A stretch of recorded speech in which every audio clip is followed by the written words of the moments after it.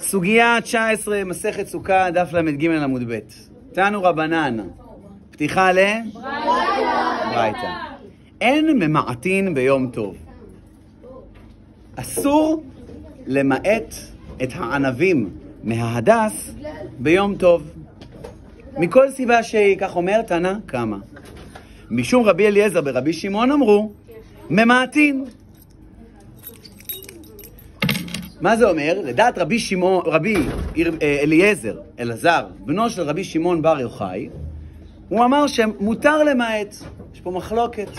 במשנה שלנו ראינו, בדף למד ב' עמוד ב', סוגיה 19 למניינם, שבאמת אסור למעט ביום טוב את הענבים מההדס.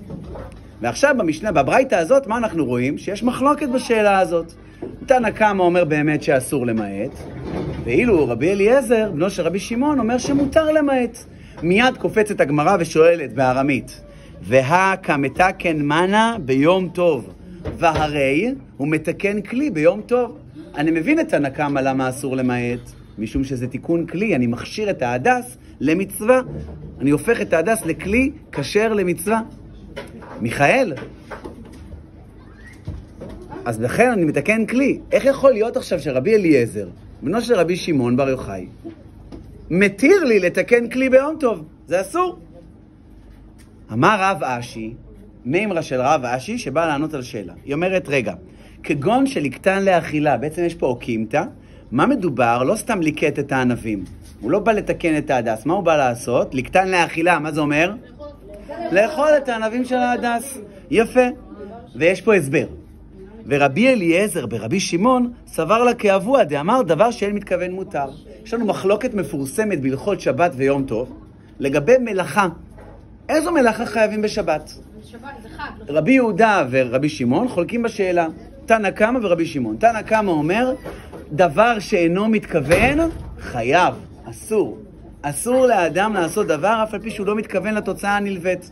למשל, דיברנו על זה הרבה, אם אני גורר ספסל, מה יכול להיות מזה?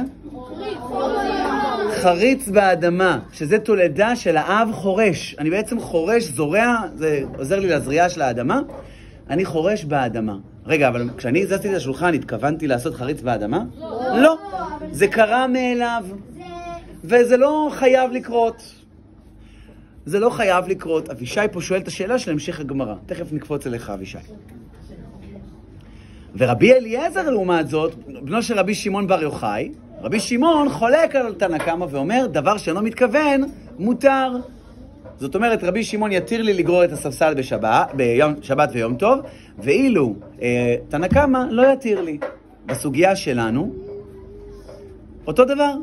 תנא קמא אוסר עליי למעט את הענבים, ואילו רבי אליעזר בנו של רבי שמעון מתיר לי, כי זה מקרה קלאסי של אינו מתכוון. שואלת הגמרא, מה? מה פתאום זה מקרה קלאסי של אינו מתכוון? והרי פתיחה לעוד קושייה, קושייה שנייה.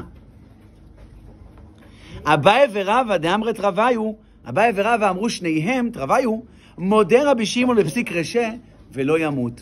רבי שמעון מסכים שאסור לעשות מלאכה שאינו מתכוון במקום של פסיק רשע ולא ימות. הסברנו, מה זה פסיק רשע ולא ימות? מדובר על, רש"י כותב, אדם שרוצה להוריד את ראש הבהמה, את ראש התרנגולת כדי להביא לילד שלו לשחק, אבל הוא רוצה שהבהמה לא תמות. זה יכול לקרות? כן. אין אפשרות כזאת. כן. אין אפשרות כזאת. מודה רבי שמעון לפסיק רשע ולא ימות, שמה? שאסור. רבי שמעון, אף על פי שאמר שאינו מתכוון מותר, יש מקרים שבהם אינו מתכוון אסור. מתי? כאשר אי אפשר לנתק בין המעשה לבין התוצאה. אם אתה תקרות לבהמה את הראש, בהמה, תקרות לה את הראש, בוודאות היא תמות.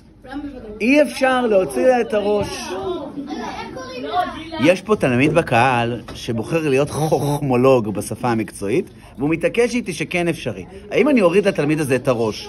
האם הוא יפסיק לדבר או גם ימות? אני רק רוצה שהוא יפסיק לדבר. הוא ידבר. אני לא מתכוון להרוג אותו, אני רק מתכוון להוריד לו את הראש. חבר'ה, מורה שיוריד לתלמיד את הראש כדי שהוא יפסיק לדבר, הוא עובר בפסיק רשע לכל הדעות, הוא יודע שהתלמיד הזה ימות.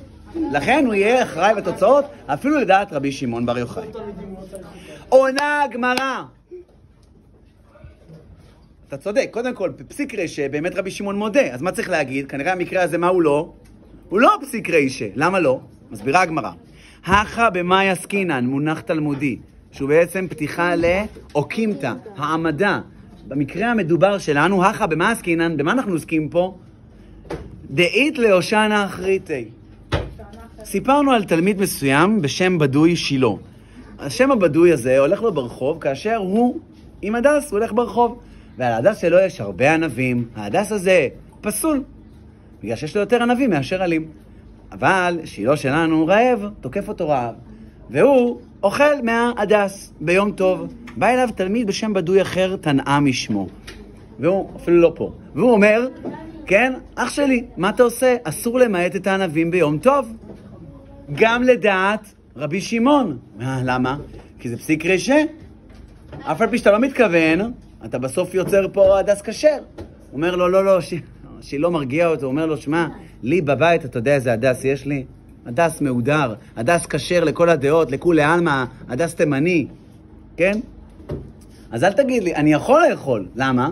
הסברנו לפי רש"י, בגלל דאית להושענא אחריתי, בגלל שיש לשילה בבית הדס אחר, כאשר הוא אוכל את הענבים של ההדס, הוא לא מתקן, הוא לא מתכוון לזה, כי אין לו צורך בזה. בגלל שמצווה, תיקון של מצווה הוא תיקון כזה רוחני, כאשר לאדם יש את המצווה הזאת בבית, אין לו צורך במצווה, זאת אומרת אין לו צורך בעוד הדס, אז הוא בעצם לא מתקן את ההדס. למרות שבפועל, אם אורי מוטיל, שם בדוי נוסף, גם ירצה להשתמש עכשיו בהדס הזה שהוא אכל לו את הענבים, הוא יוכל להשתמש בו, כי הוא עכשיו מה? הדס כשר, כי הם יתנו לו את הענבים. אז למדנו כמה דברים. היה לנו שתי קושיות, עליהם קיבלנו שני תירוצים, ולמדנו מה המסקנה. ראינו שיש מחלוקת בין תנא קמא לבין רבי אליעזר ורבי שמעון, לגבי השאלה האם מותר למעט ענבים ביום טוב. המחלוקת מתי היא?